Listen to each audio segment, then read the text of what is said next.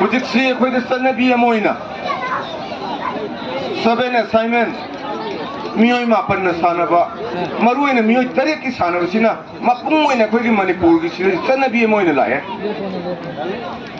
ai sidi chumde na lowe sidi organizing committee club sing aduga laibiriba local gi Alaman Singh, Imaibel Singh, Munna Yangbi, ngasi makta da miyoi mapan ni.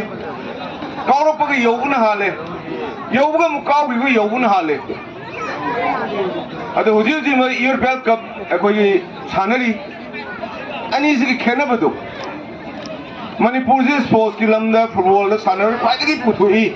Khai kana India ki man naming sali runeba.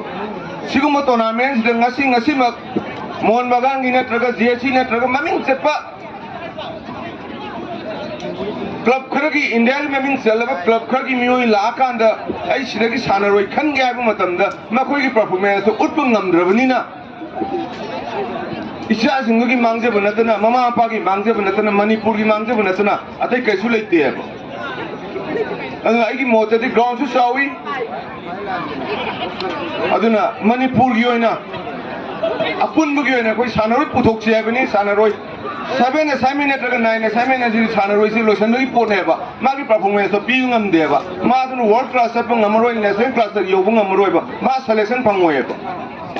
Lalu masih koi kum nan naik nerakan dah. Hanagi, adum Nigeria ba, mioi drama tu ini sana ba.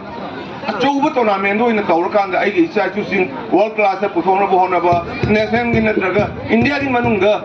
Hana dong nama Manipur ki. Sana roi memang macam tu nama hona ba dah.